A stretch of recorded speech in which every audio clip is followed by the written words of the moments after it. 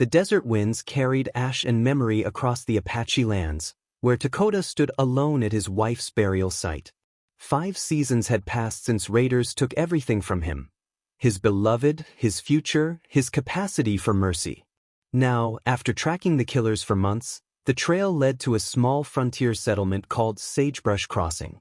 His knuckles whitened around the knife that would bring justice. Yet something unexpected waited in that dusty town, not the faceless enemy he'd imagined, but a woman with familiar sorrow in her eyes. Could the hands that had prepared for vengeance now reach for something else? Would an Apache warrior raised on tales of blood honor find the courage to choose a different path? Before we jump back in, tell us where you're tuning in from, and if this story touches you, make sure you're subscribed because tomorrow I've saved something extra special for you. Takota knelt by the small cedar bundle in his hands, gently adjusting the eagle feather that protruded from its carefully wrapped herbs and tobacco. Niall had made this prayer bundle on their wedding day, binding their spirits together in the Apache way.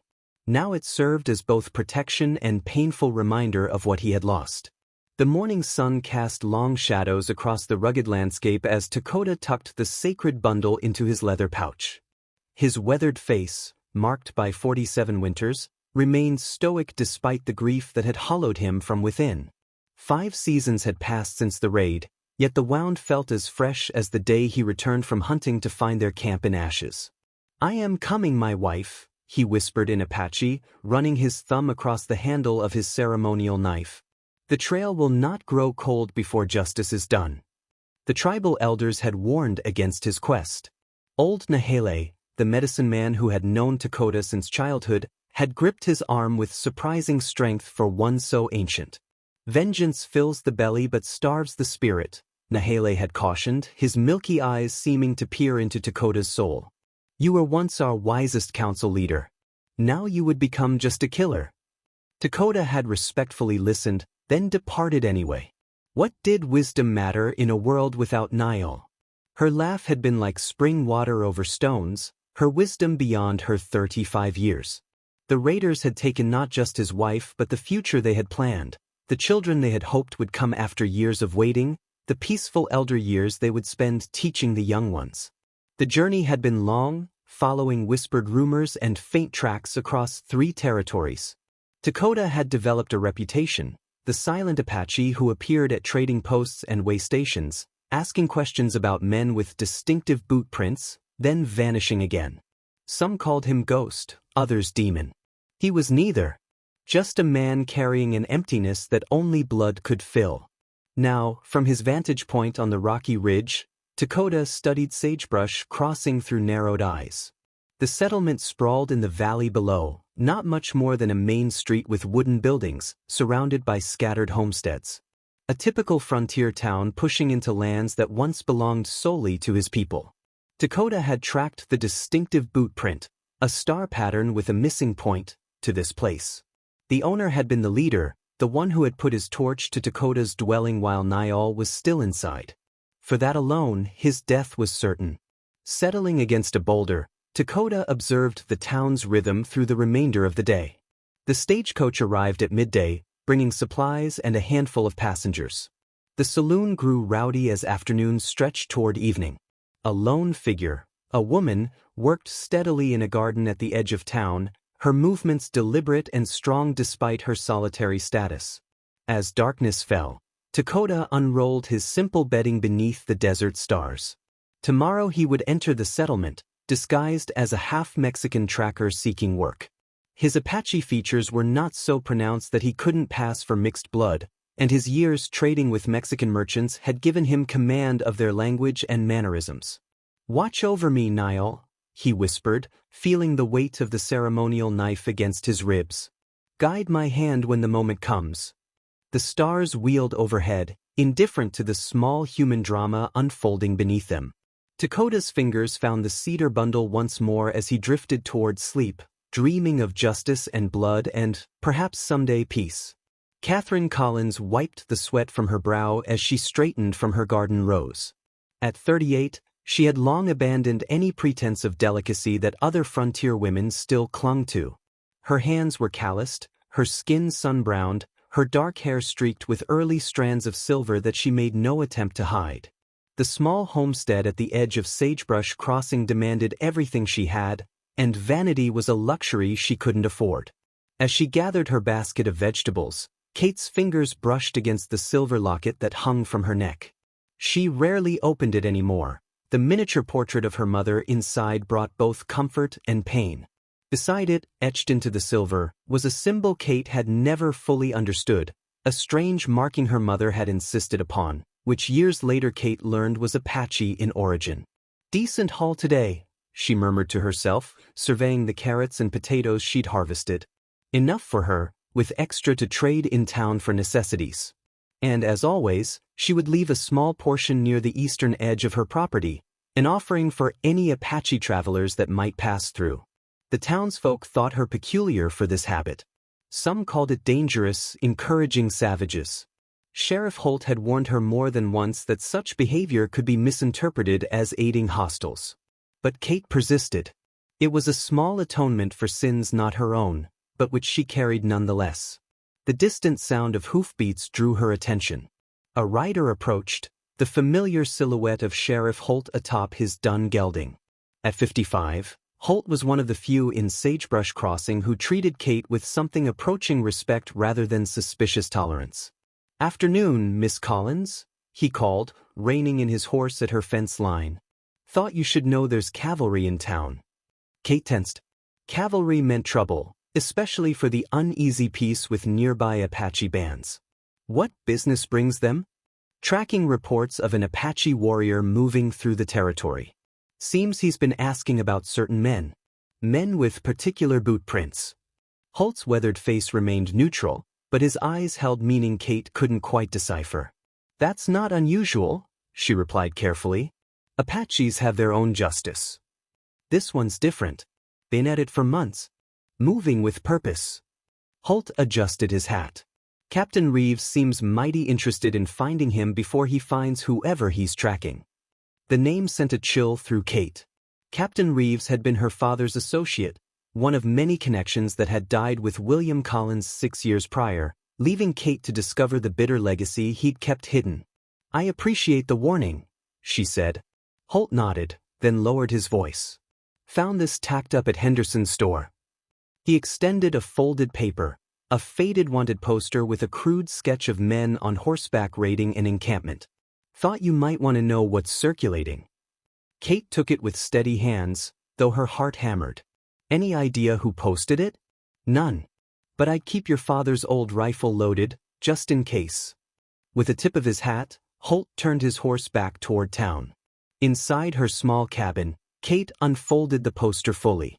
The sketch showed riders with bandanas covering their faces, but one figure was circled, a man with a distinctive stance that made her stomach clench. Below, faded script read, "Justice for the Ghost Creek Massacre. $50 reward for information." Kate stared at the poster, her throat tight. Her father had never spoken of Ghost Creek, but she'd found enough in his belongings after his death to piece together the kind of man he'd truly been. Not the respected frontier businessman he'd portrayed, but something darker, a man who had participated in clearing operations against the Apache. She tucked the poster into her mother's old Bible and returned to preparing her evening meal. As darkness fell, she placed a small bowl of food at the eastern edge of her property as always, a futile gesture of peace in a land scarred by too much bloodshed. Morning light spilled across the main street of Sagebrush Crossing as Takota rode in on his paint horse. He had adjusted his appearance carefully, a Mexican-style hat pulled low, a serape draped over one shoulder, his ceremonial knife hidden beneath. His long hair was tied back simply, and he had practiced softening his Apache accent into something that suggested mixed heritage. He nodded politely to a group of settlers who eyed him with the customary frontier suspicion. Takota had learned long ago that invisibility came not from hiding, but from meeting expectations. A half-breed tracker looking for work raised few alarms in border towns. The general store stood at the center of town, its porch occupied by 3 old men playing checkers. Perfect. Such men were often the memory of small settlements, their idle talk a map to secrets. Takota dismounted, secured his horse, and approached. Water for sale? He asked, touching his hat brim. The oldest of the men gestured toward a barrel. Help yourself. 2 cents a dipper. Takota paid and drank slowly, listening as the men resumed their conversation. Henderson's been jumpy as a rabbit since that cavalry unit arrived, one remarked. Man's got more secrets than a whore has sins. Watch your mouth, Ellis, another grumbled. Speaking of, you seen Miss Collins in town today? Thought she'd be in for supplies. Woman can't possibly grow everything she needs on that pitiful plot. Brave, living out there alone after the Collins incident. Takota's ears pricked at this, though his expression remained neutral. He took another drink, waiting. 6 years and folks still whisper, Alice said. Ain't her fault her daddy was what he was. William Collins brought money to this town, the third man countered. Whatever else he did. The conversation halted as the store door opened. A woman emerged carrying a sack of flour and other supplies. Her simple dress and practical boots marked her as a homesteader, not a town woman. The silver locket at her throat caught the sunlight. Takota felt a strange jolt of recognition, though he was certain they had never met. There was something in her carriage, a dignified weariness, pride curved by burden but not broken. She reminded him, unexpectedly, of the Apache women of his tribe. The men fell awkwardly silent as she approached the water barrel. Afternoon, Miss Collins, Ellis finally offered. Mr. Ellis, she acknowledged with a small nod. Her eyes moved to Takota, assessing him with a directness uncommon among white women. Ma'am, Takota said, stepping aside to give her access to the water. As she reached for the dipper, Takota noticed a distinctive marking on her locket, a symbol he recognized from his people's tradition, one signifying protection. His surprise must have shown, for her fingers quickly closed around the locket. You're new to Sagebrush, she observed, her voice neither welcoming nor hostile. Passing through. Looking for work tracking hunting. He kept his reply simple, studying her. This was Catherine Collins. Then, the woman whose name was spoken with such loaded meaning. What brings a mestizo tracker to our small corner of nowhere? There was something knowing in her gaze that unsettled him. Before he could answer, a commotion erupted from the saloon down the street. A man staggered out, shouting about Apache devils. Even from this distance, Takota recognized the distinctive boots the man wore, star-patterned with one point missing. His hand instinctively moved toward his hidden knife, but Catherine Collins' voice cut through his focus. I need someone to repair my fence line, she said suddenly. 3 days' work, fair pay. If you're interested, my property is east of town. The house with the red door. Their eyes met, and in that moment, Takota felt certain she had intercepted his attention to the boots, perhaps even his intent. Without waiting for his response, she gathered her supplies and walked toward a small wagon at the hitching post. The men on the porch exchanged glances. Miss Collins don't usually take to strangers, Ellis said after she departed. Consider yourself either lucky or cursed, depending on how you feel about being near a Collins. Takota watched her wagon roll away, his mission suddenly more complicated than he had anticipated. The man with the star-patterned boots had stumbled back into the saloon, temporarily out of reach. But Catherine Collins had just offered him a way onto her property, the property that might hold answers about the raid that took Niall's life. Tell me about this Collins incident, he said carefully, offering the men tobacco as bait for their tongues.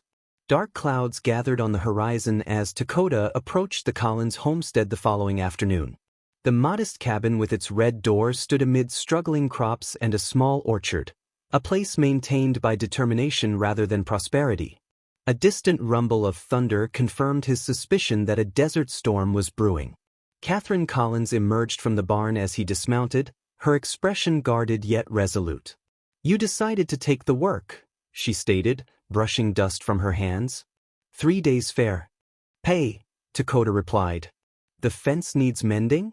She nodded, leading him to the eastern property line where several posts had rotted at their bases. Spring flooding weakened them. I've cut new posts, but digging out the old ones is difficult alone. They worked in practical silence as the sky darkened. Takota studied her from the corner of his eye, noting how she handled tools with practiced efficiency. This was no delicate town woman playing at frontier life. When the first fat raindrops began to fall, Catherine straightened. We should take shelter. It's going to be a bad one. As if confirming her words, lightning split the sky, followed immediately by a crack of thunder that made her horse whinny in distress. You can wait it out in the barn, she said, already moving to secure tools. The rain became a deluge within minutes, soaking them both before they reached shelter. In the barn, Catherine lit a lantern and handed Takota a rough blanket. There's no sense in you riding back to town in this, she said, wringing water from her hair. The creek floods quickly. You can sleep here tonight. Takota nodded his thanks, keeping his face carefully neutral despite the opportunity this presented. Hours passed as the storm raged. Catherine brought him a plate of simple stew from the house, then retired to her cabin. He waited until midnight, when the storm had settled into a steady rainfall and lights had long been extinguished in the main house. Moving silently despite his size, Takota crossed the muddy yard to the cabin's back entrance. The door opened with minimal protest. Inside, embers glowed in the small fireplace, casting just enough light to navigate the humble living space. Takota listened carefully, hearing Catherine's steady breathing from behind a partition that separated her sleeping area. He searched methodically, looking for anything that might connect William Collins to the raid on his camp. A loose floorboard near the fireplace caught his attention. Carefully, he pried it up to reveal a small cavity containing a leather-bound journal and a wooden box. The journal's pages were filled with neat handwriting, dates spanning nearly a decade. Takota's limited English was sufficient to recognize locations, names, and figures, records of transactions. As he turned the pages, certain entries stood out.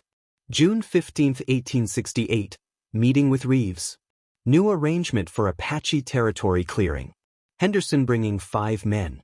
Good compensation promised.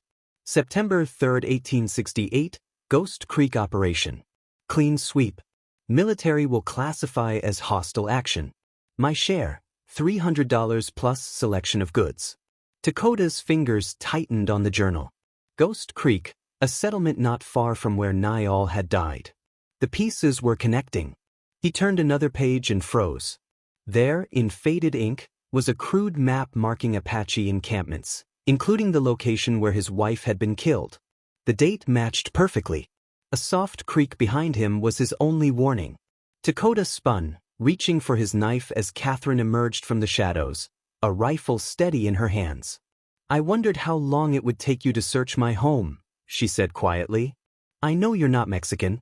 I know you're full Apache. Takota rose slowly, the journal still in his hand. And I know your father helped murder my wife. The rifle didn't waver, but something shifted in Catherine's eyes, not surprise, but a deep, resigned pain. Yes, she whispered. He did.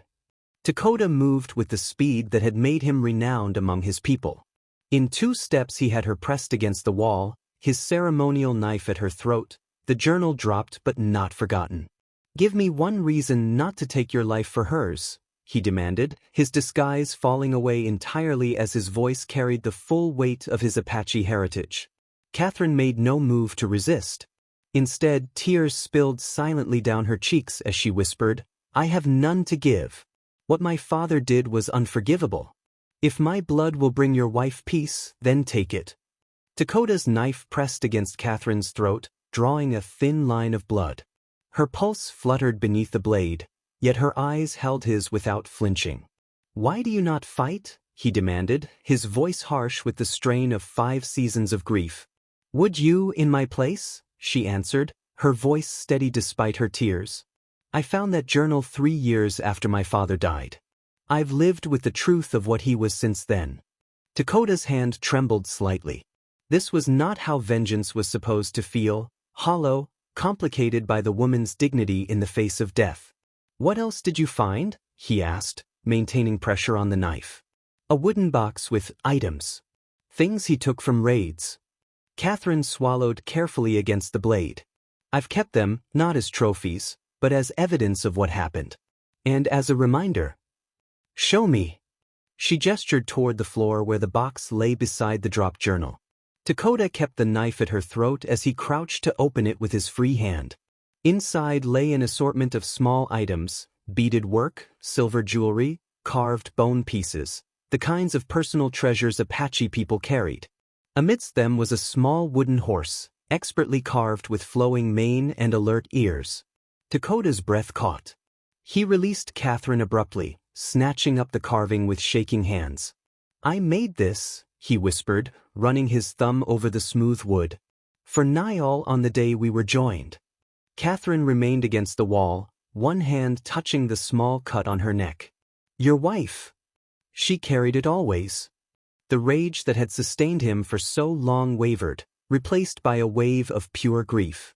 "She was still inside our dwelling when they set it aflame." Catherine closed her eyes briefly, her face a mask of shame. When she spoke, her voice was raw with emotion. "I cannot undo what he did. I cannot give you justice or peace. All I can offer is the truth and my own life, if you require it."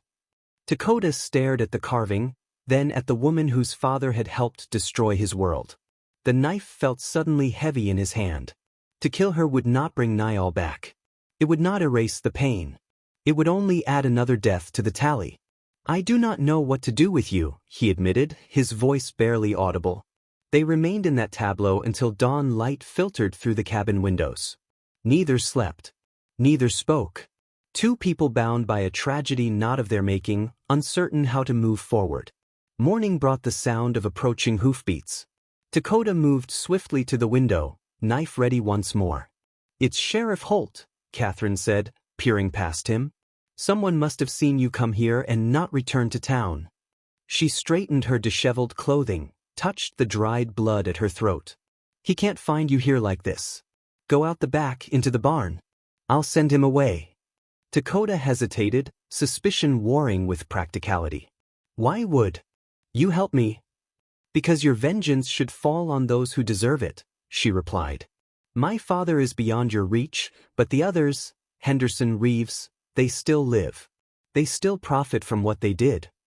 The hoofbeats grew louder. Decision made, Takota slipped out the back door, taking the wooden horse with him. From the barn's shadows, he watched Catherine greet the sheriff at her front door. "Morning, Miss Collins," Holt called, hat in hand. "Checking to see if you weathered the storm all right. Creek's running high." "I'm fine, Sheriff," she replied. "The roof leaked a bit, but nothing serious."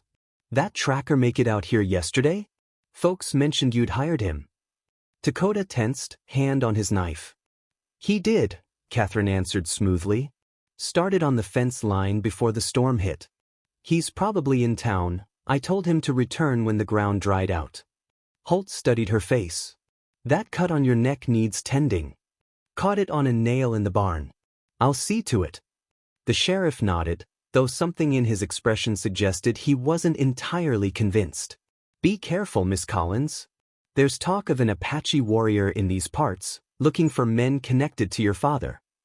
"I always am, Sheriff. Thank you for your concern."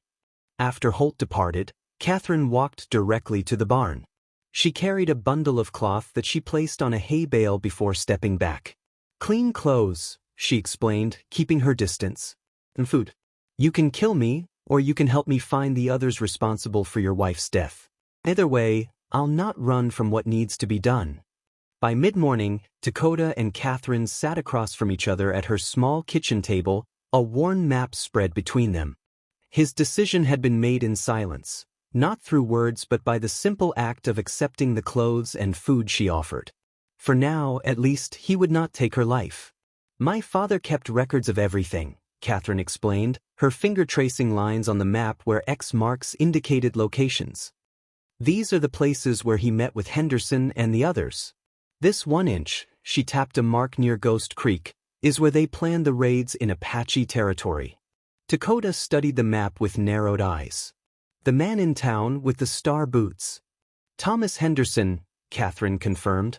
"He owns the mercantile now, but he was once my father's business partner in more ways than one. He still doesn't know I found the journal." "And this Captain Reeves?" "Military man. He arranged for the raids to appear as hostile Apache attacks, justifying increased military presence.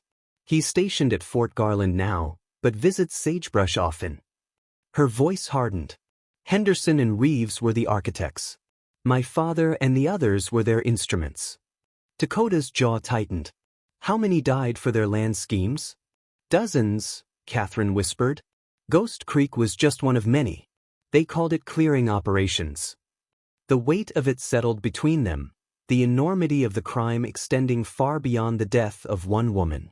Takota thought of his grandfather's words about honor and justice, spoken around council fires when he was a boy. This was no longer just about Nio. It was about all his people who had fallen to these men's greed. If we move against Henderson directly, others will be warned, Takota reasoned. We need evidence that will stop all of them.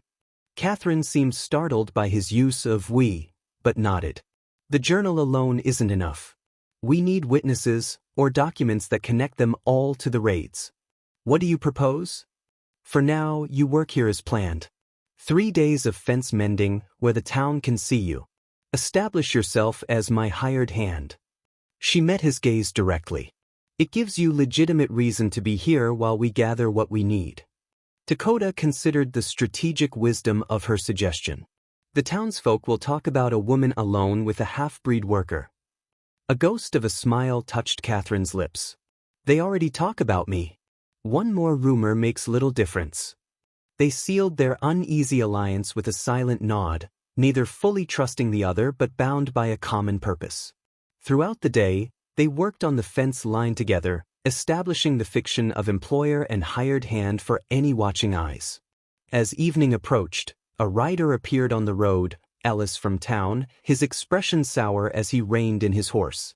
"Evening, Miss Collins," he called, pointedly ignoring Takota. "Henderson asked me to deliver your monthly supplies."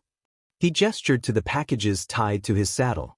"That's thoughtful, but I was just in town yesterday," Catherine replied, accepting the unexpected parcels. He insisted. Ellis leaned down, lowering his voice though not enough to prevent Takota from hearing. "Folks are concerned about you hiring this drifter. Henderson offered to send one of his regular men instead." "Please thank Mr. Henderson for his concern," Catherine replied coolly, "but I make my own decisions about who works my land." After Ellis departed, Catherine opened the packages, basic supplies and a note. She handed the paper to Takota, her face tight with anger. "My dear Miss Collins," he read slowly, his English careful but adequate, "I feel responsible for your welfare since your father's passing. The half-breed may not be trustworthy. Dinner at your convenience to discuss matters of mutual interest. Yours, Thomas Henderson." "He's watching," Takota observed, glancing toward the road. Catherine took the note back, crumpling it in her fist. "He's always watched. My father made him promise to look after me before he died. What he really wants is my land. It controls access to the creek." That night, Takota slept in the barn as agreed, the wooden horse carving in his palm. Their plan was simple but dangerous. Use Catherine's position to gain access to Henderson's private papers while gathering evidence against all involved in the raids.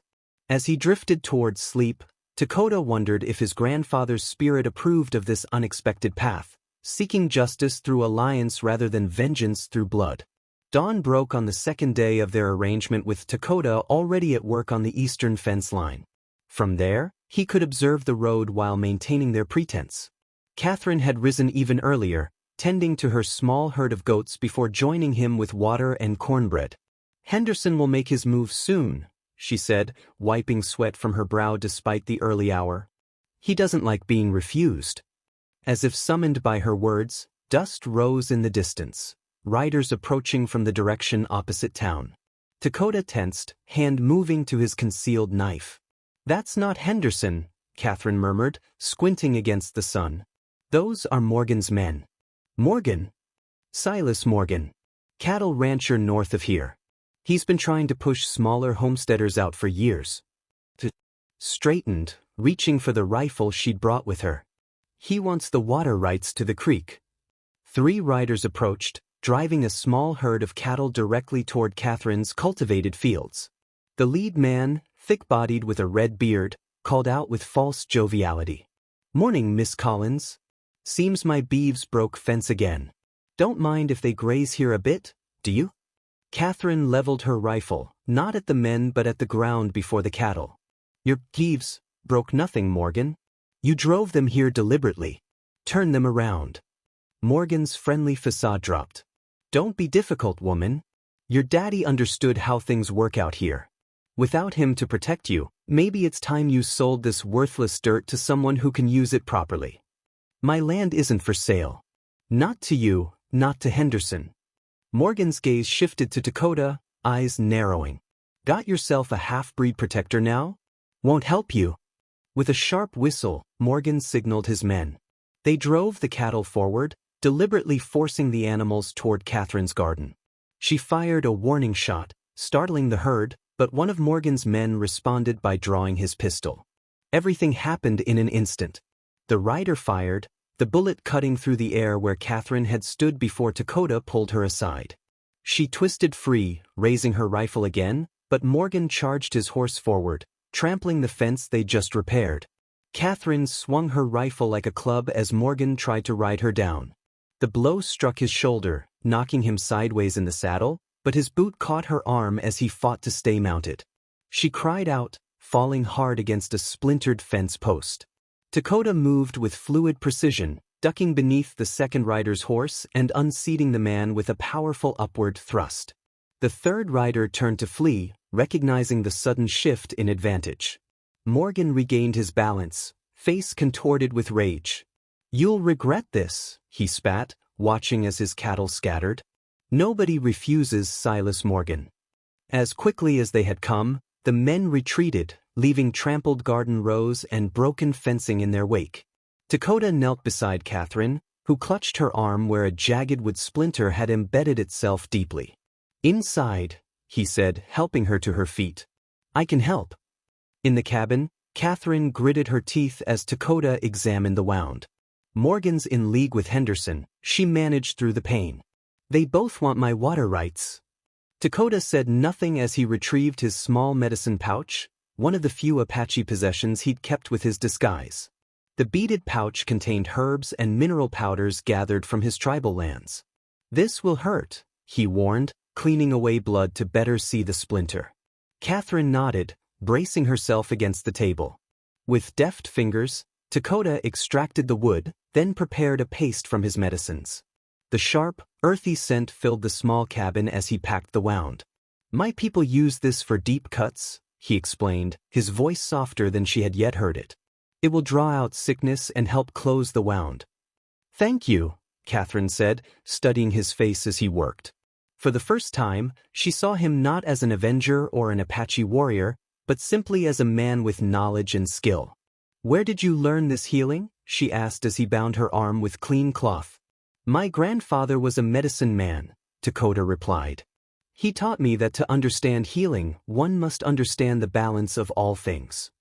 Their eyes met, something unspoken passing between them, acknowledgement that in this moment, they were no longer just reluctant allies but two people connected by the simple act of one helping the other. Your grandfather, Catherine said carefully, would he approve of what you're doing here? Takota's hands stilled.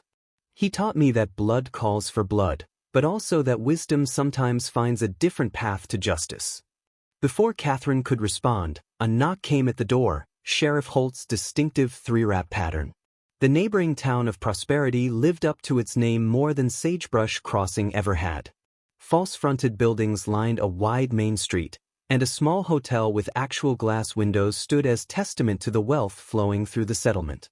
Takota and Catherine arrived shortly after midday, their journey made in relative silence, each absorbed in their own thoughts. Henderson comes here twice monthly for business meetings, Catherine explained as they hitched their horses outside the hotel. He'll be in the private dining room with his associates. The plan was simple but dangerous. Catherine would create a distraction while Takota searched Henderson's room for evidence linking him to the raids. The clay pipe Catherine had found among her father's possessions, marked with Henderson's distinctive monogram, would be their proof of identification. Be careful, Catherine said, adjusting her shawl to hide her bandaged arm.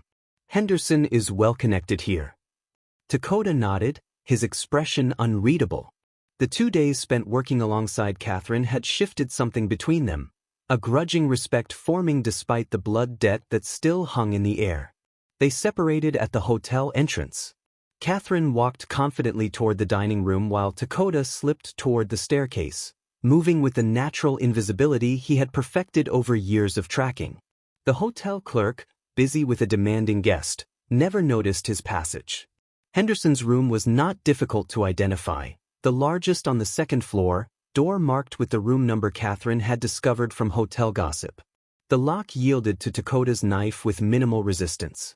Inside, the room spoke of wealth and pretension, expensive liquor on the sideboard, tailored clothing in the wardrobe. Takota searched methodically, conscious of time slipping away. Below, he could hear Catherine's voice raised in practiced distress, creating the promised diversion. A leather portfolio tucked beneath the mattress contained what he sought: correspondence between Henderson, Reeves, and others, detailing land clearing operations and profits divided. One letter, dated just before Niall's death, specifically mentioned the settlement where she had died. Takota's hands trembled with rage as he read Henderson's casual description of the raid. Resistance was minimal. Only one casualty required when a woman refused to vacate. Structure burned with remains inside. Area now clear for settlement offers. One casualty. Niall reduced to an inconvenient obstacle. Takota fought the urge to wait for Henderson to return, to end his life with the ceremonial knife that seemed to burn against his ribs.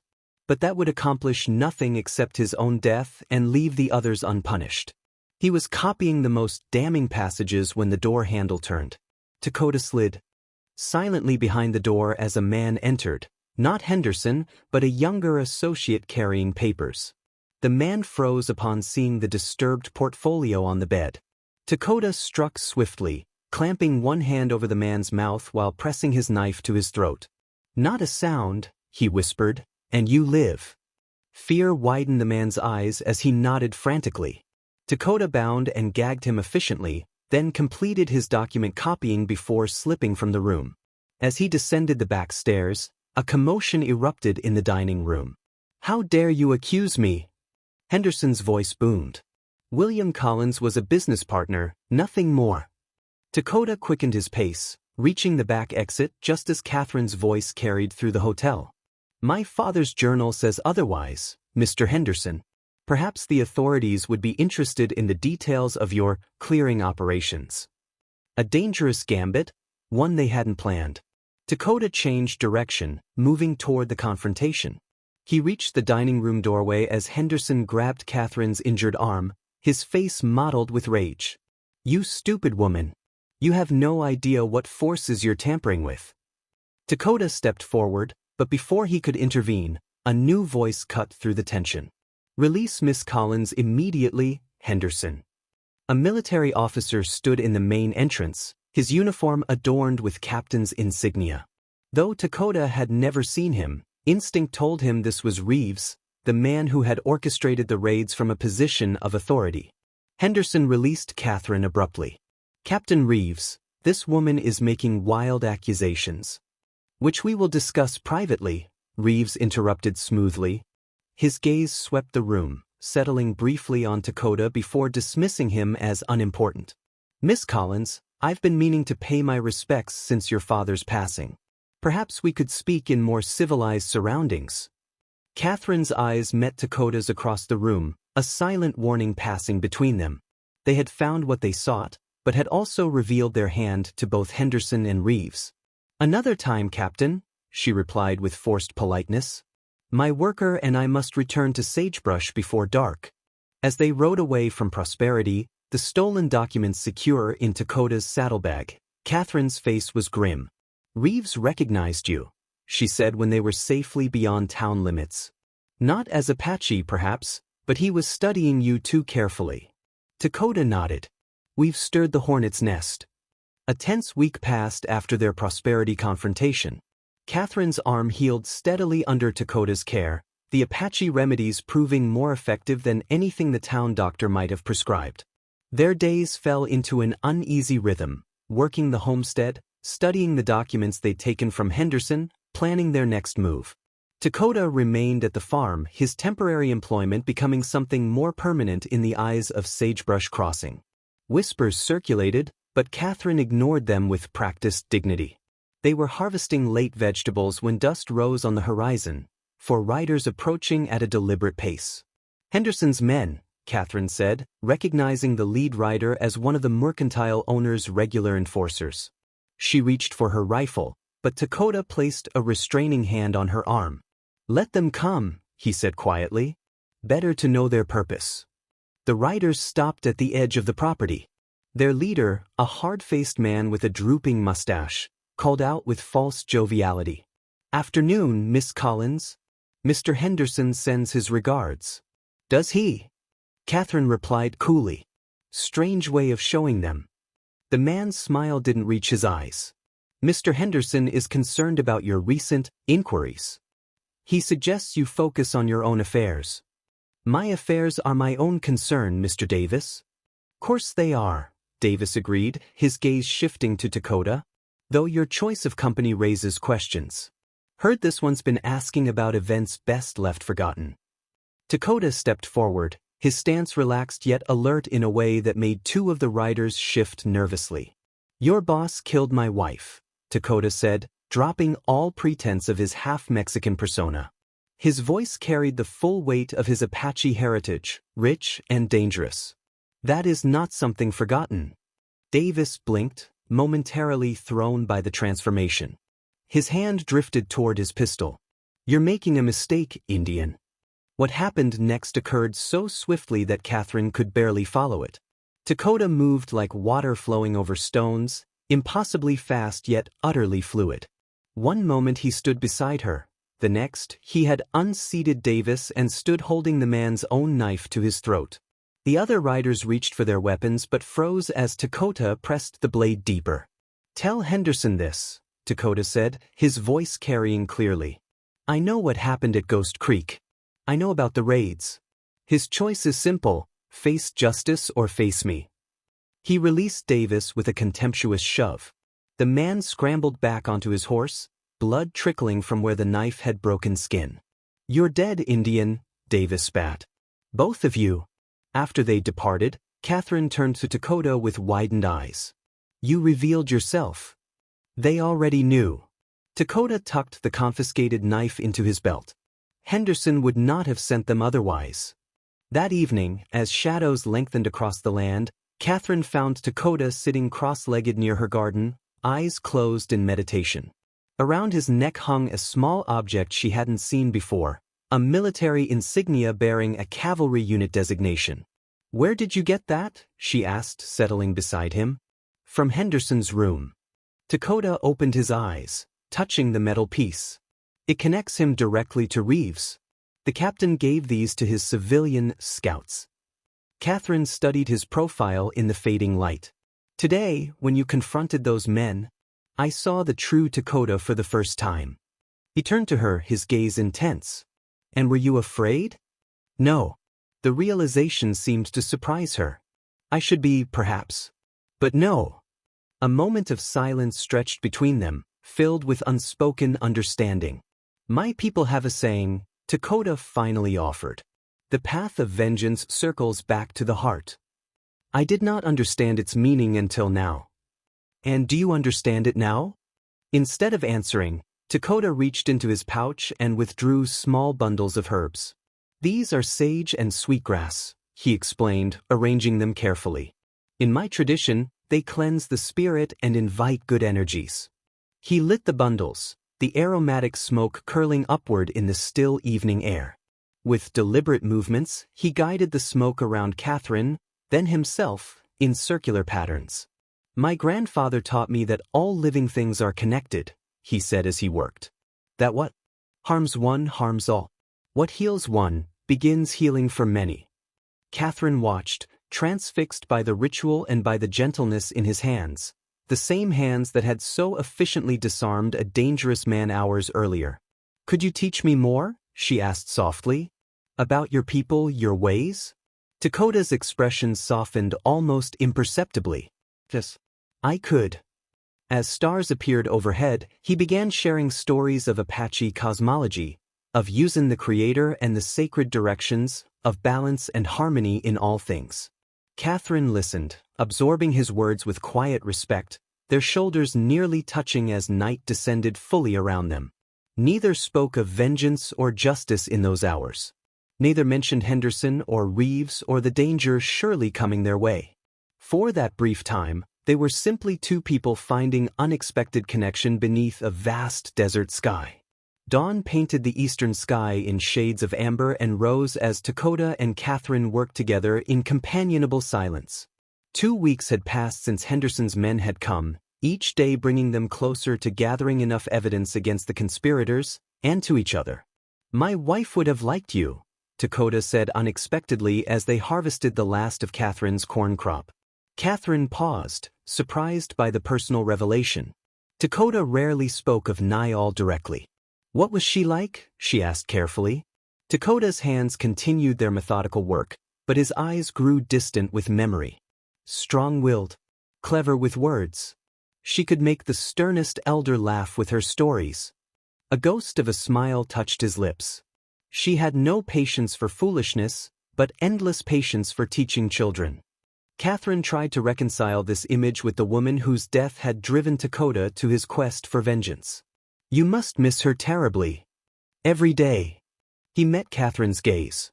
But differently now.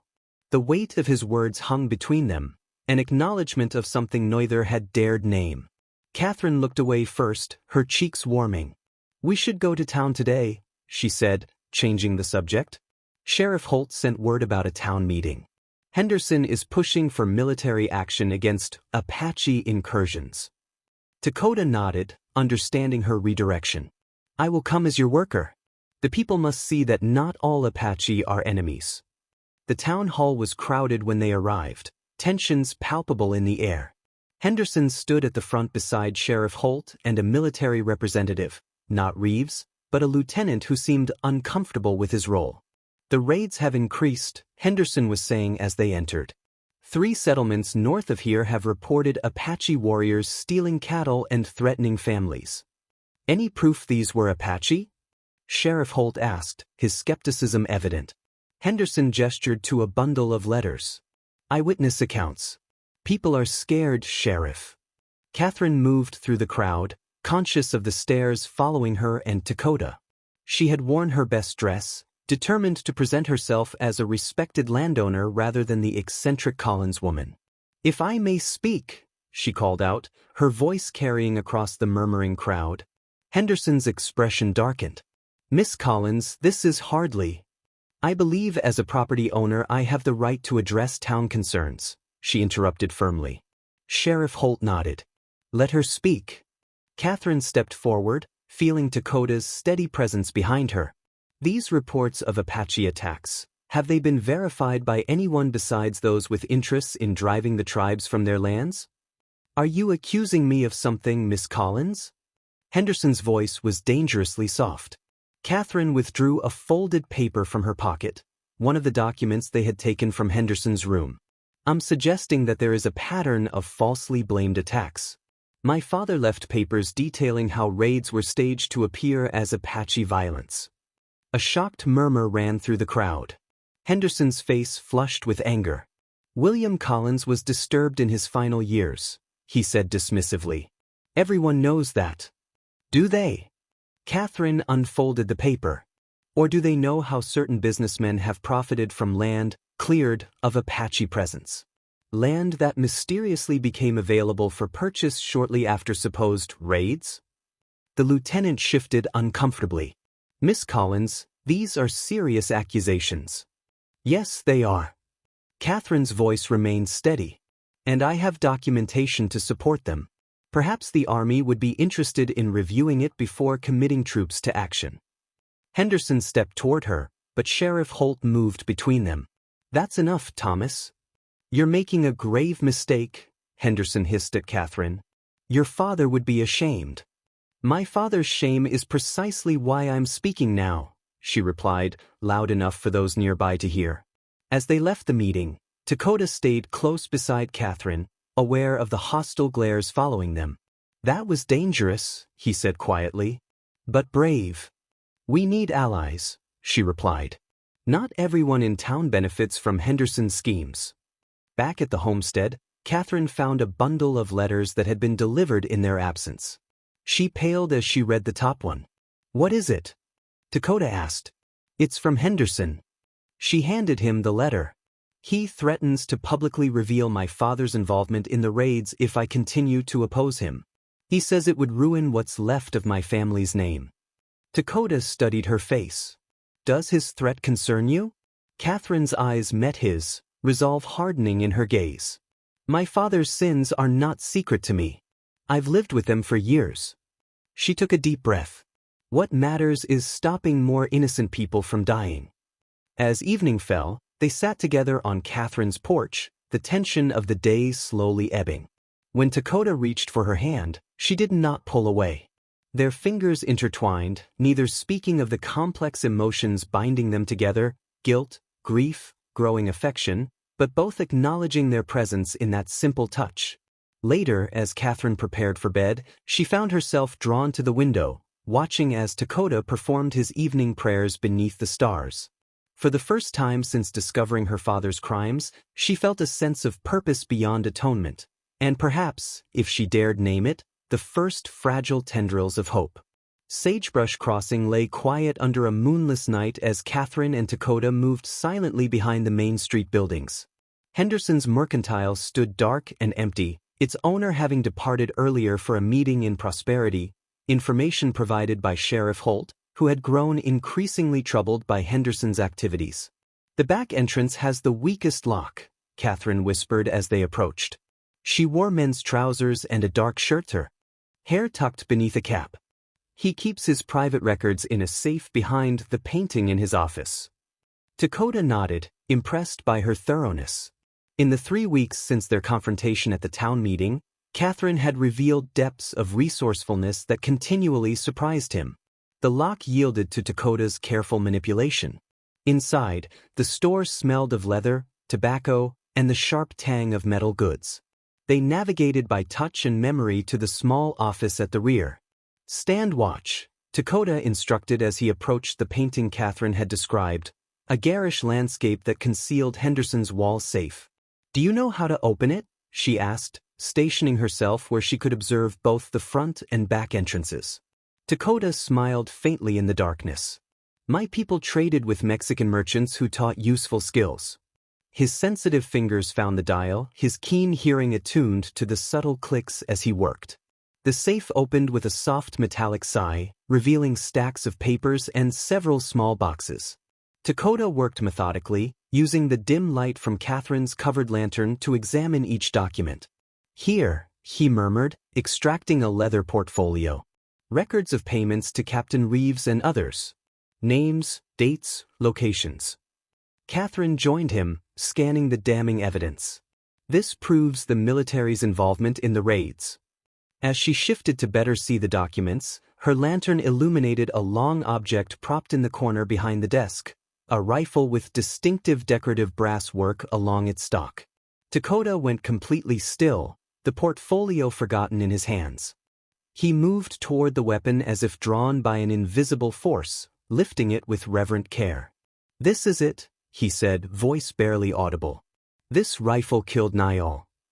Catherine watched as his fingers traced the unique pattern worked into the brass fittings. "How can you be sure?" "I saw it in the hands of the raid leader." Takota's expression hardened. "He fired through our dwelling's entrance as Niall tried to escape the flames."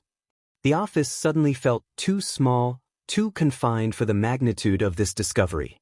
This was no longer circumstantial evidence but direct proof linking Henderson to Niall's murder. "We should take it," Catherine suggested.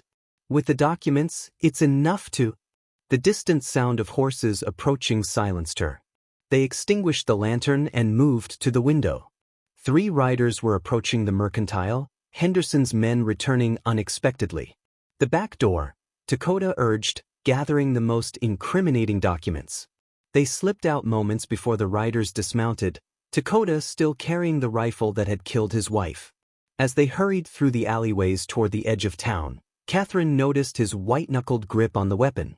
"What will you do now?" she asked when they reached the safety of the tree line. You have what you sought, proof and the means.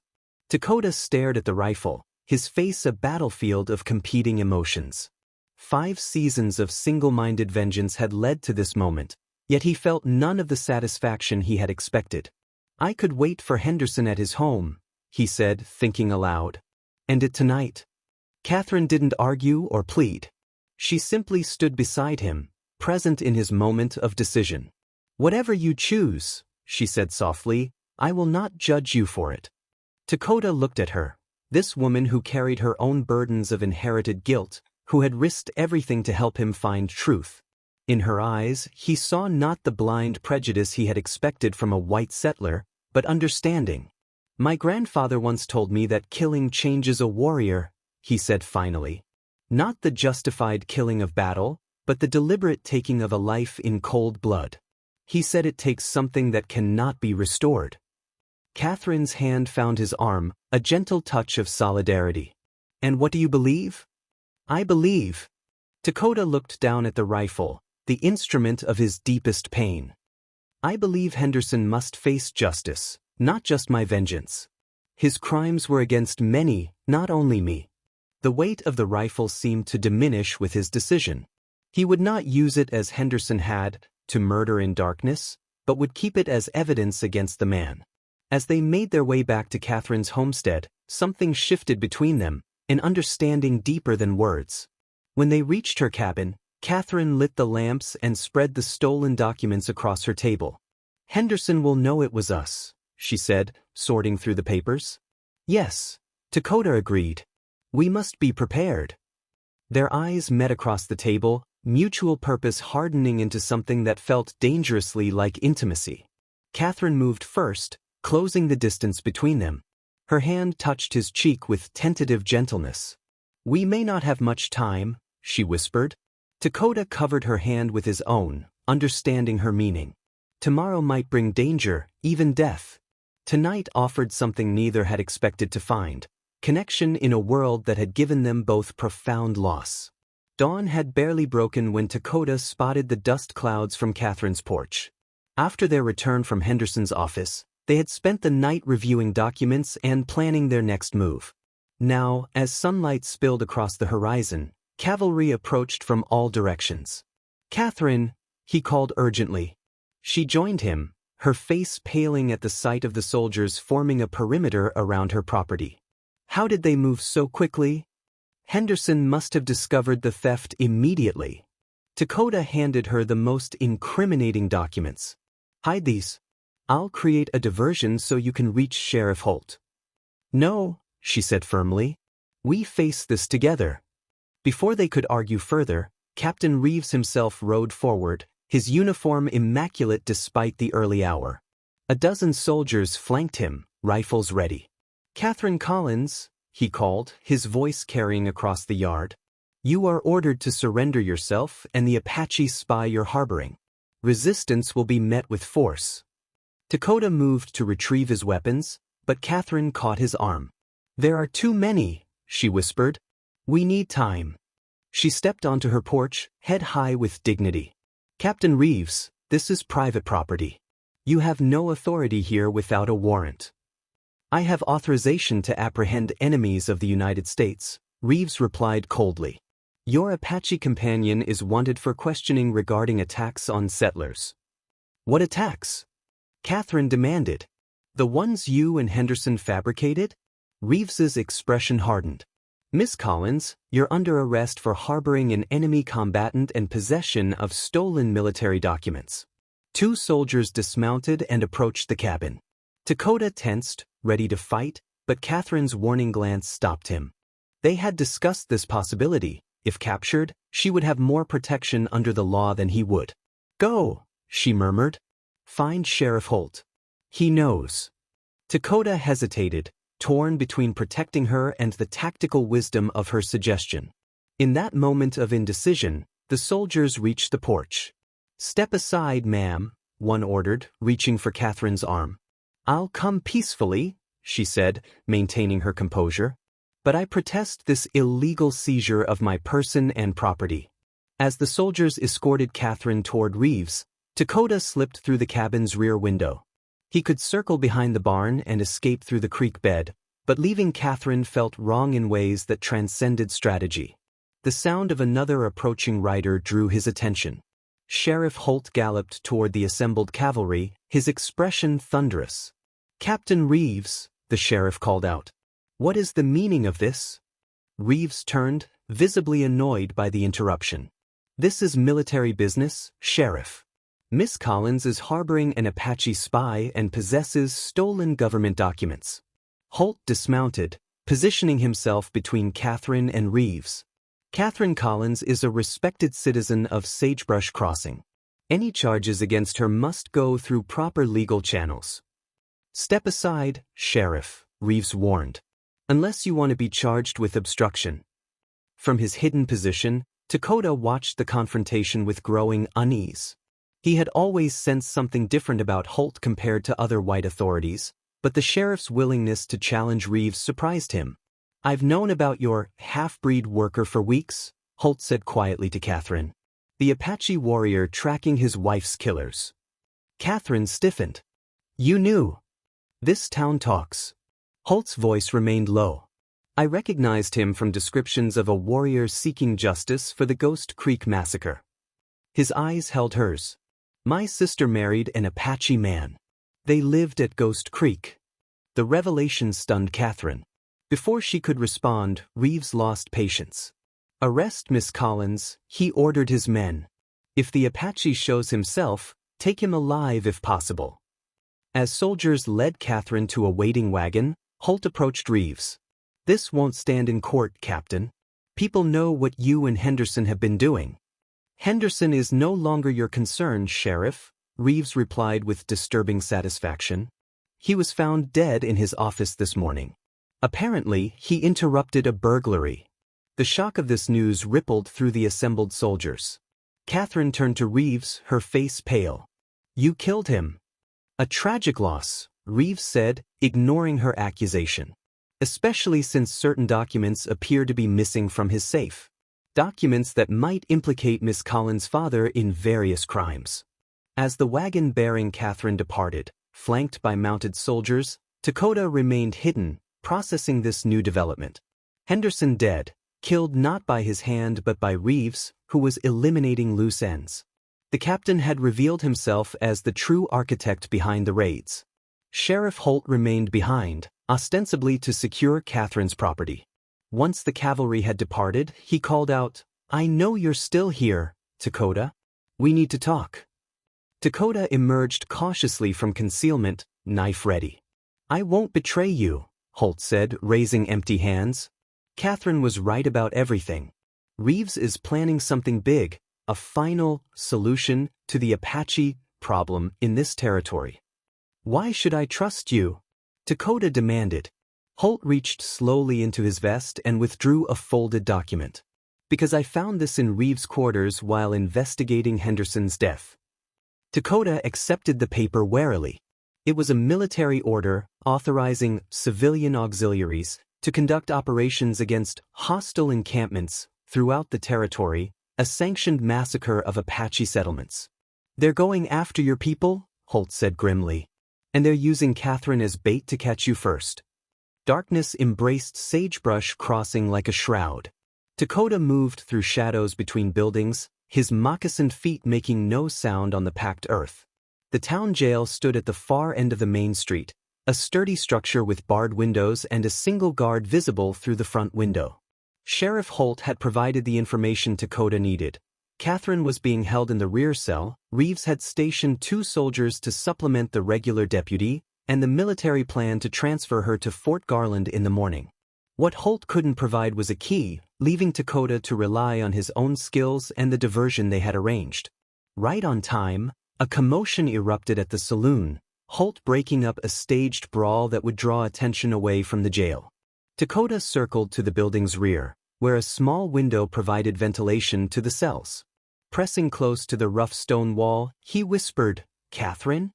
Movement sounded within, then her voice came soft but clear. "Takota? You shouldn't be here. Stand back from the window." Using his knife and a length of rope, Takota worked on the ancient mortar surrounding one of the iron bars. Years of neglect had weakened the stone, allowing him to loosen the bar enough to create a narrow opening. "Can you fit through?" he asked when the space was cleared. "Yes," Catherine replied, already pulling herself up to the window. Her face appeared, smudged with dirt but determined. Reeves confessed, Takota. He admitted to ordering the raid that killed Niall. He's proud of it. Takota helped her squeeze through the tight opening, his hands steady despite the rage her words ignited. Once free, Catherine clutched his arms. "There's more," she said urgently. "He's gathered a militia, 20 men calling themselves territorial regulators. They're planning to attack your tribe's settlement tomorrow night." This was worse than they had feared. Takota helped Catherine to the ground, both keeping low as they made their way toward the back alley where 2 horses waited, courtesy of Sheriff Holt. A sudden shout from the direction of the jail told them Catherine's absence had been discovered. Takota boosted her onto one of the horses, then mounted the other. They rode hard away from town, taking a circuitous route through the hills to avoid pursuers. Only when they reached the relative safety of a hidden canyon did they pause to rest the horses and plan their next move. "Reeves will blame you for Henderson's death," Catherine said as they shared the meager supplies Holt had provided. "He's already spreading the story that you murdered him during the break-in." Takota nodded grimly. "It gives him the excuse he needs to attack my people. We have to warn them." Catherine's face was resolute in the moonlight. "How far is your settlement?" "A day's hard ride to the north." Takota studied her face. "It would be safer for you to go with Sheriff Holt to the territorial judge with the evidence we've gathered." Catherine shook her head.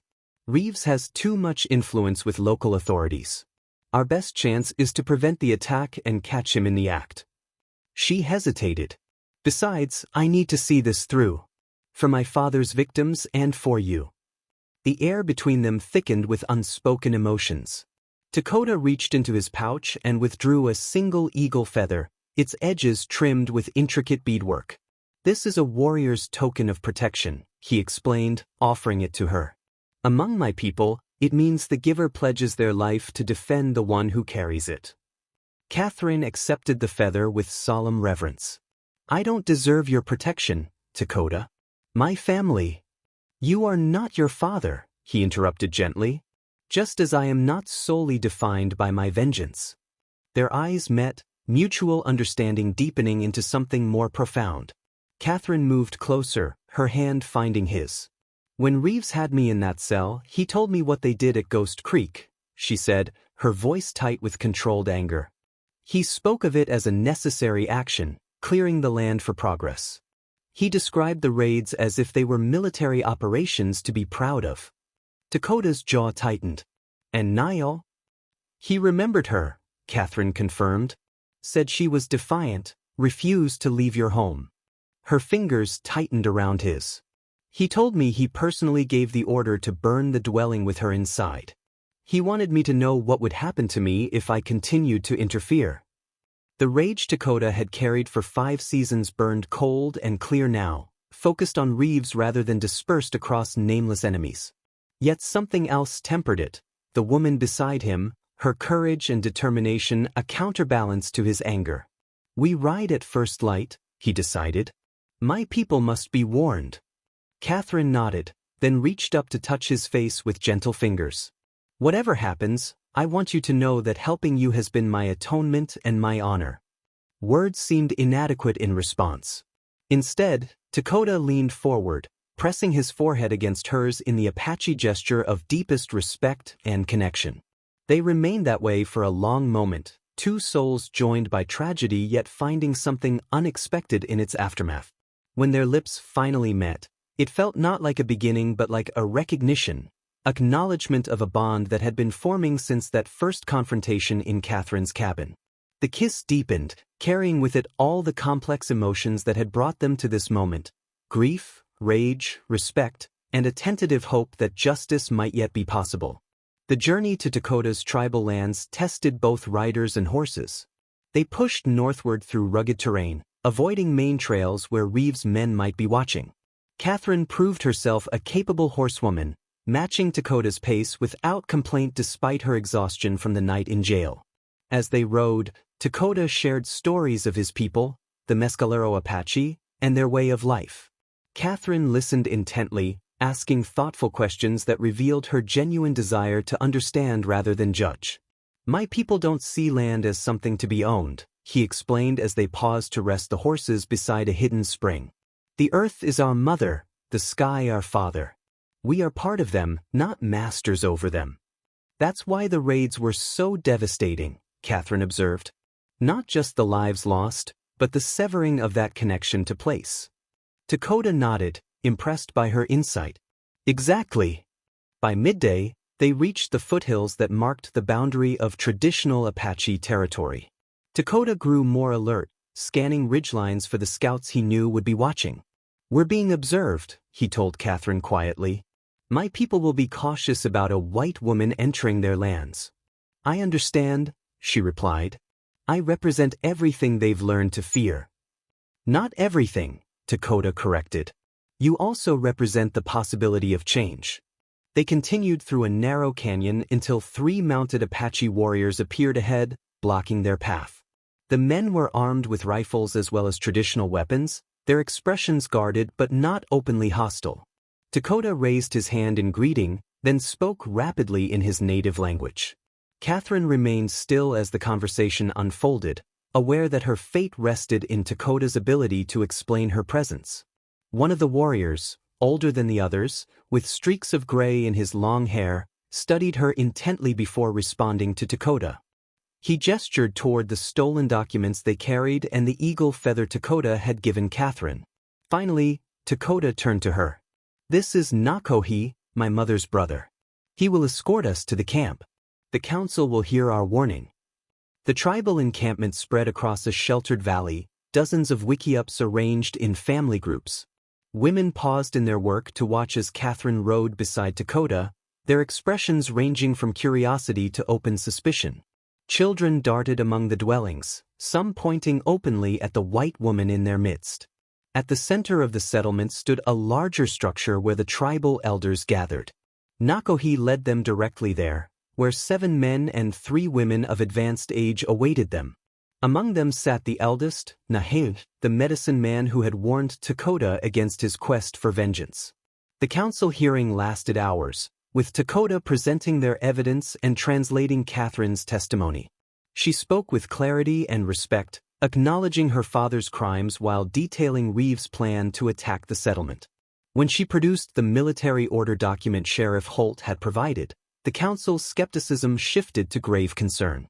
"They debate whether to flee or prepare to defend," Takota explained quietly as the elders conferred among themselves. "Some believe we should seek help from other Apache bands." "How long would that take?" Catherine asked. "Too long. Reeves will move tomorrow night." Eventually, Nahele rose, signaling the council's decision. He spoke at length, his weathered face solemn. "The council believes your warning," Takota translated. "They will prepare defenses but also send runners to alert neighboring bands.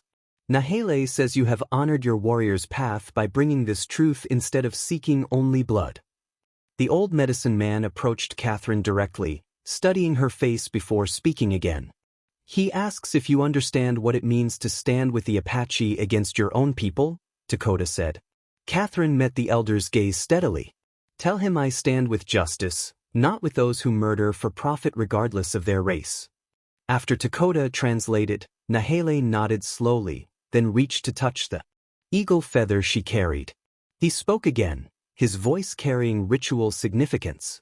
"He says you carry a warrior's protection," Takota explained, something like wonder in his voice. "He offers you the tribe's protection in return." As sunset approached, the camp transformed into a hive of activity. Warriors prepared weapons while women gathered essential items in case evacuation became necessary. Catherine worked alongside them, following Takota's aunt's instructions to help prepare medicinal supplies. "Your presence brings mixed feelings," Takota explained as they shared a simple meal that evening. "For generations, white faces have meant danger. Yet you risk your life to warn us." "I've spent 6 years trying to atone for my father's actions," Catherine replied. This is the first time I've felt it might actually matter. That night, the tribe's war chief called the warriors together to plan their defense. Catherine watched as Takota took his place among them, respected despite his long absence. The drumming began as darkness deepened, its rhythm carrying ancient power that Catherine felt in her bones. Later, beneath a sky brilliant with stars, a ceremony unfolded that Catherine had never expected to witness. At Nahele's direction, she was brought into a circle of women who painted her face with white clay and adorned her hair with small feathers, symbols of spiritual adoption and protection. They accept you as one who walks between worlds, Takota explained afterward, visibly moved by the tribe's gesture. It is a rare honor. As they stood together at the edge of the camp, watching sentries take their positions on surrounding ridges, Catherine felt a profound sense of rightness despite the danger ahead. Tomorrow everything changes, she said quietly, whether we succeed or fail. Takota took her hand, interlacing their fingers. My grandfather taught that the future is a path made by our steps, not a place waiting for our arrival. He turned to face her fully, his expression solemn in the starlight. Whatever path opens before us, I would walk it with you, Catherine Collins. In that moment, surrounded by a people who had every reason to reject her, Catherine found herself finally free of the burden she had carried since discovering her father's crimes. Tomorrow might bring death or salvation, but tonight had brought something she had never expected to find: belonging. Morning brought mist curling through the valley, shrouding the Apache encampment in nature's protection. Takota stood with the war chief and tribal elders on a ridge overlooking the most likely approach for Reeves' forces. Their defense plan was in place: women, children, and elders hidden in caves to the north, warriors positioned strategically throughout the surrounding terrain. They come sooner than expected, the scout reported, appearing silently beside them. Many horses, at least 20 riders with military precision. Nahele, the old medicine man, turned to Takota. The time for blood has arrived. Is your heart clear on its path? Takota thought of Niall, of the vengeance that had driven him for 5 seasons, and of Catherine, the most unexpected ally he could have imagined. My heart seeks justice, not only vengeance. The medicine man nodded approval. Then we will try another way first. Catherine joined them, dressed in a blend of her own clothing and Apache garments given by Takota's female relatives. She carried the documents proving Reeves' conspiracy. Sheriff Holt should have reached the territorial marshal by now, she said. If we can delay Reeves long enough, official help might arrive. A dangerous gamble, Takota replied. Reeves has operated with military protection for years. Which is why we must expose him, not just fight him. Catherine's determination matched any warrior's. We need witnesses to his true actions. The council made their decision swiftly. Rather than an ambush, they would attempt negotiation, a white flag raised at the valley entrance, with Takota, Catherine, and the tribal leaders presenting a united front. A white woman standing with Apaches will confuse them, the war chief reasoned. It may create the hesitation we need. As dust clouds announced the approaching force, Catherine touched Takota's arm. If this fails, it will not be your failure, he assured her. You have done more than anyone could ask. Her hand found his briefly. My life changed the moment you held your knife to my throat, she said with unexpected lightness. Whatever happens, I don't regret a moment since. The riders appeared through the morning mist, Reeves at their lead. Behind him came uniformed cavalry soldiers intermixed with civilian militiamen, the territorial regulators he had assembled. They pulled up short at the sight of the white flag and the small delegation awaiting them. Miss Collins, Reeves called, genuine surprise in his voice. I expected to find you supporting these savages, but not quite so literally. Captain Reeves, Catherine replied, her voice carrying across the space between them. This delegation wishes to speak with you regarding your official orders. Reeves smiled thinly. My orders are clear: apprehend the Apache responsible for Henderson's murder and any who harbor him. These charges are false, Takota called out, stepping forward. As you well know, since it was your men who killed Henderson to silence him. Murmurs ran through the cavalry soldiers at this accusation. Reeves' expression hardened. You're in no position to make accusations, Indian. Surrender now, and the women and children will be spared. Catherine unfolded the military order document they had obtained. Is this your signature, Captain? Authorizing civilian auxiliaries to conduct operations against hostile encampments? Operations like the one that murdered Takota's wife at Ghost Creek. A new voice called from the back of Reeves' group. I'd be interested in seeing that document, Miss Collins. A man in a marshal's uniform rode forward, flanked by Sheriff Holt and several deputies. The territorial marshal's arrival caused visible consternation among Reeves' men. Marshal Thompson, Reeves acknowledged stiffly. This is a military operation. You have no jurisdiction here. I have jurisdiction over civilian murder, the marshal countered, and Sheriff Holt has brought some disturbing allegations regarding Thomas Henderson's death. For a moment, it seemed the confrontation might resolve peacefully. Then one of Reeves' militiamen, Davis, Henderson's former enforcer, raised his rifle. The Indian's going for a weapon, he shouted. Chaos erupted. A shot rang out, striking near the Apache delegation. Warriors hidden in the surrounding hills returned fire. Reeves seized the opportunity, ordering his men to charge. Take the Indian alive, he commanded. Kill anyone who interferes. The marshal shouted countermanding orders, but discipline collapsed as militiamen and confused soldiers surged forward.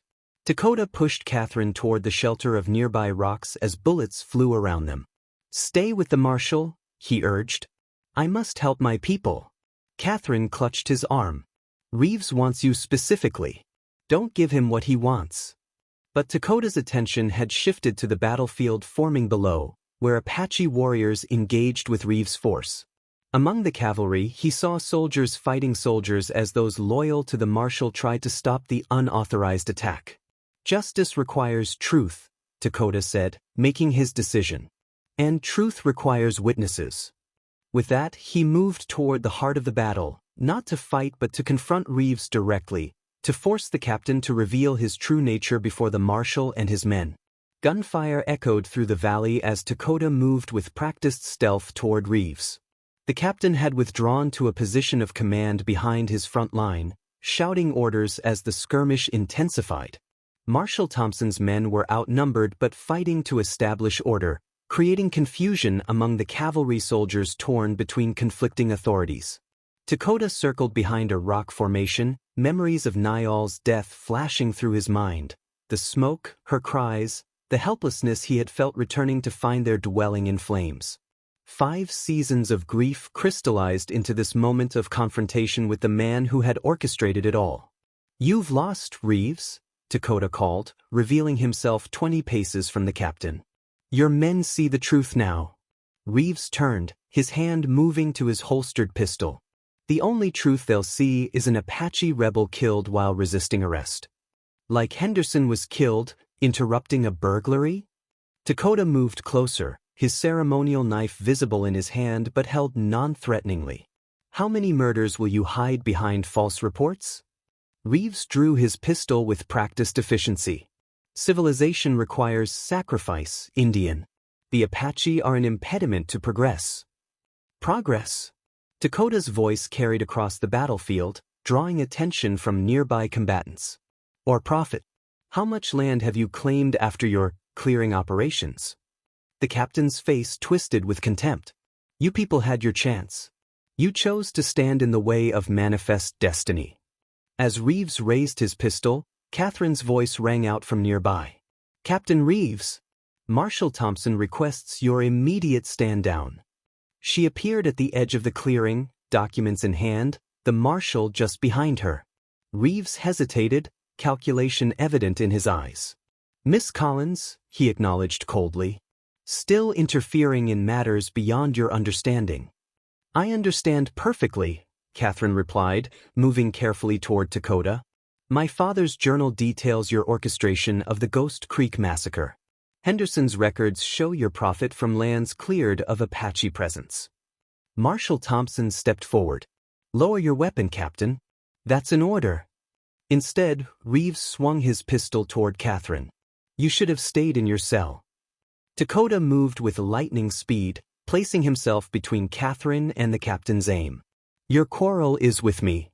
It's with anyone who threatens what I've built, Reeves snarled, his mask of military propriety falling away completely. What happened next occurred in heartbeats. Reeves fired. Catherine cried out, pushing Takota aside and taking the bullet meant for him. As she fell, Takota lunged forward, disarming Reeves with a precision born from years of training. The captain's pistol fell to the ground as Takota pinned him against a boulder, ceremonial knife at his throat. Give me one reason not to end your life, Takota demanded, rage thundering through his veins as Catherine lay bleeding nearby. Reeves laughed, a hollow sound devoid of humor. You won't do it. You've gone soft, living with white women and speaking of justice instead of vengeance. The real Apache would already have cut my throat. For a moment, Takota saw the path before him with perfect clarity. One swift motion would end the life of the man who had destroyed so much.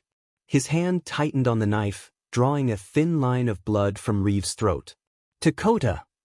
Catherine's weak voice reached him through the red haze of fury. Not like this. He glanced toward her. Marshal Thompson was kneeling beside her, pressing a cloth to her shoulder wound. Her eyes held Takota's, steady despite her pain. He must face true justice, she whispered. All of it must come to light. Takota looked back at Reeves, seeing not a formidable enemy but a small, hateful man whose ambition had consumed whatever honor he might once have possessed. You're wrong about the real Apache, Takota said quietly. We understand the difference between justice and vengeance. With a swift movement, he struck Reeves with the knife's handle, rendering him unconscious rather than dead. As the captain crumpled to the ground, Takota turned to Catherine, kneeling beside her. Foolish woman, he murmured, examining her wound with gentle hands. Why would you step into a bullet's path? Foolish warrior, she replied through gritted teeth. Why would you face a gun with only a knife? Around them, the fighting had largely ceased. The marshal's men had gained control, disarming the militia while the cavalry soldiers stood down in confusion. Sheriff Holt approached, his expression grave as he saw Catherine's condition. The settlement's medicine man can help her, Takota told him, gathering Catherine carefully in his arms. If we move quickly. As he carried her toward the Apache camp, the battlefield behind them transformed into something unexpected. Wounded from both sides being tended together, the marshal reading Reeves' charges in front of witnesses, the truth finally emerging into daylight after years of darkness. 3 months after the confrontation with Reeves, spring breathed new life into the land. At the boundary between Apache territory and settler lands, a small trading post had taken shape, a simple structure built with both Apache and Western techniques, its purpose symbolized by the mixed-culture wedding blanket hanging prominently inside. Catherine stood in the doorway, watching as Takota instructed young Apache children alongside several curious settler children in the art of identifying animal tracks.